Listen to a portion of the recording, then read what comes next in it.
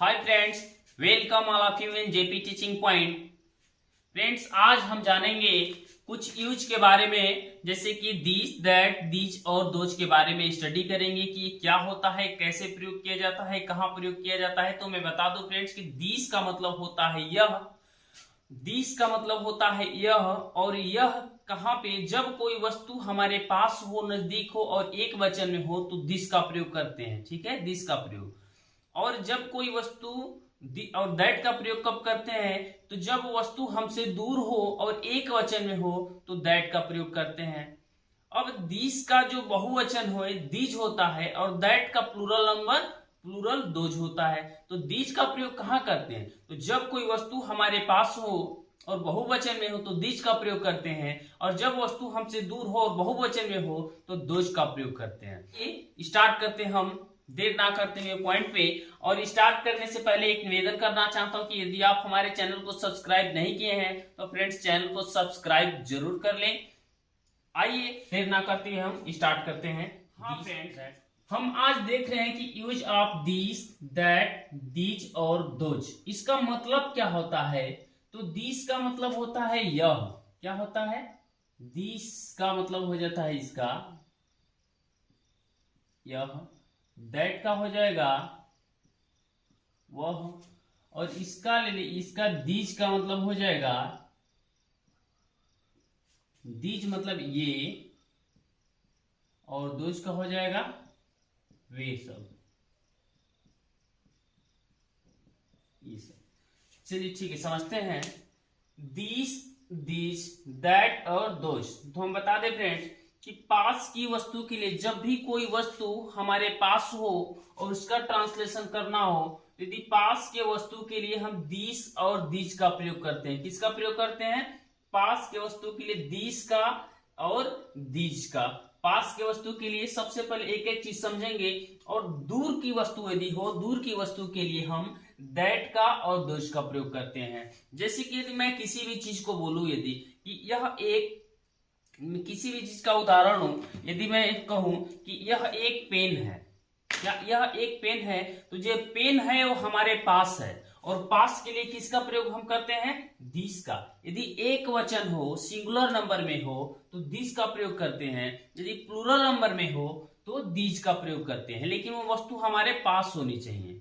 यदि वस्तु हमारे पास है कि वे एक कलम है, या वह एक कलम है, क्या बोलेंगे, वह एक कलम है, तो जो वो कलम है हमसे क्या है, दूर है। ठीक है, हमसे दूर है तो बोलेंगे कि वह एक कलम है।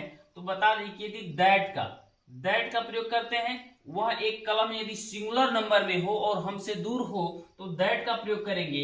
यदि प्लूरल नंबर में हो और हमसे दूर हो तो किसका प्रयोग करेंगे, दोज का प्रयोग करेंगे। ठीक है, क्लियर हुआ यहां तक।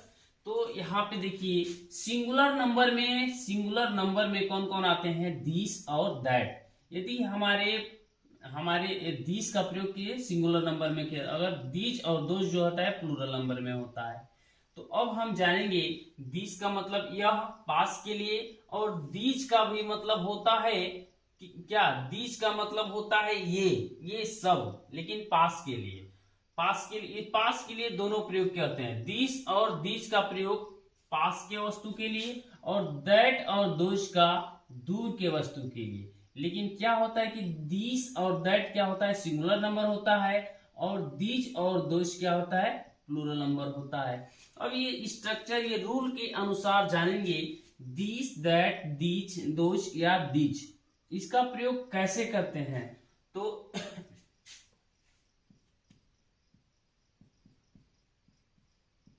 नाउन, ठीक है, ये स्ट्रक्चर में देखेंगे friends, this, that, these, those, these, उसके बाद से ईच या आर का प्रयोग करते हैं, उसके बाद से ए एन का, और उसके बाद से नाउन का। अब एक एग्जाम्पल के अनुसार समझेंगे कि इसमें क्या क्या है। जैसे कि यह एक कलम है, जो यह एक कलम है, तो इस सेंटेंस को पढ़ने के बाद हमें समझ में आ जा रहा है कि यह एक कलम है, यानी जो कलम है क्या है, हमारे पास है।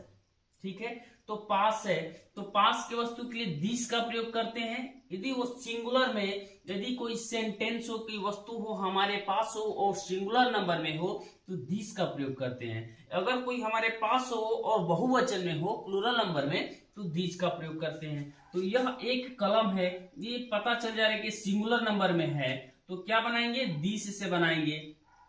और यहाँ पे याद रखेंगे यह एक कलम है, तो दिस, इस चारों में से किसी एक का प्रयोग करेंगे, ठीक है, इस चारों में से किसी एक का।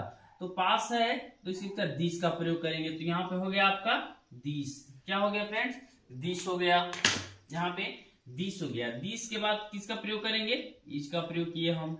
उसके बाद से कलम, एक कलम है तो कलम का पेन, और पेन के पहले ए का प्रयोग करेंगे, तो this is a pen. Pen क्या है, हमारे पास है और एक वचन है, तो दिस इज अ पेन। उसके बाद से दूसरा समझेंगे जिसकी, वह एक कलम है, वह एक कलम है, तो जो कलम है वो कहाँ पे, दूर है हमसे ना, तो यहाँ पे किसका प्रयोग करेंगे, दूर के लिए दैट का प्रयोग करेंगे, ठीक है। वह एक कलम है, वह एक कलम है, तो दैट इज अ पेन, वह एक कलम है। अब देखिए ये कलमें हैं, ये कलमें हैं, ठीक है, मतलब कि ये जो पास है लेकिन बहुत सारी कलम है, क्या है, वो पास है, जो कलम है हमारे पास है लेकिन ज्यादा संख्या में है, तो इसके लिए दीज का प्रयोग करेंगे। किसका प्रयोग करेंगे, दीज आर पेन्स, मतलब ये पेन्स हैं, ठीक है, दीज आर पेन्स, ये कलमें हैं या पेन्स है, वो सभी कलमें हैं। तो जो कलम है वो दूर है तो करेंगे दोज आर पेन्स, ठीक है।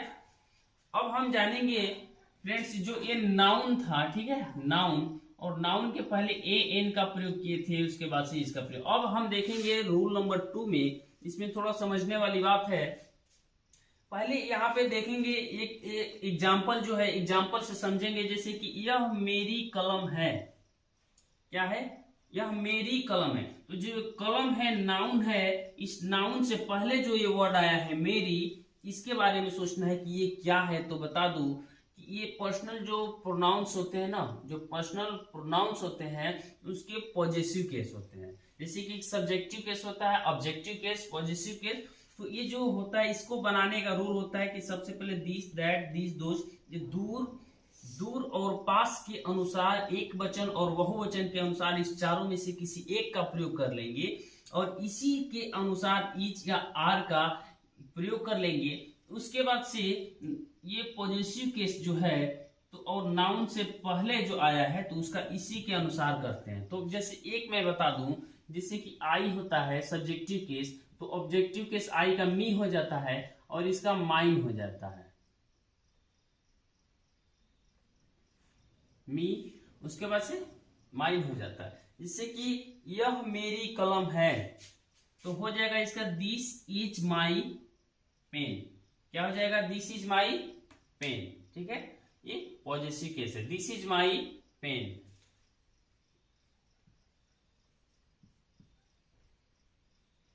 आई, मी, माई या माइन। यह मेरी कलम है, this is my pen, this is my pen, इस पेन से पहले पॉजिटिव केस लगाया है, दिस इज माई पेन। यह मेरी पुस्तक है, दिस इज माई बुक। अब आते हैं रूल नंबर 3 पे, देखेंगे कि दिस, दैट, दिस, उसके बाद से नाउन है और नाउन के बाद ईच, आर है, उसके बाद से पॉजिटिव केस का जो सेकेंड पार्ट है वो होगा। जैसे कि यह कलम मेरी है, यहाँ पे हम देखें कि जो नाउन है, नाउन से पहले पॉजिटिव केस आया था, तो इसको बनाने का ये रूल था।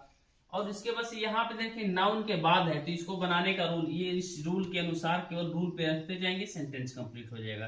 जैसे कि यह कलम मेरी है, तो यह नजदीक की बात है, तो यहाँ से दिस हम ले लिए, दिस, उसके बाद से है कि यहाँ तक की दिस ले लिए, तो यहाँ तक क्लियर हो गया। अब नाउन लिखेंगे, नाउन क्या है, उसके बाद से पेन, दिस पेन हो गया, दिस पेन, उसके बाद से ईज, आर में से ईच, उसके बाद से पॉजिटिव केस का जो सेकेंड है पार्ट में माइन, तो बनाएंगे दिस पेन इज माइन। ठीक इसी प्रकार से यह घर मेरा नहीं है, this house is not mine, this house is not mine, यह घर मेरा नहीं है।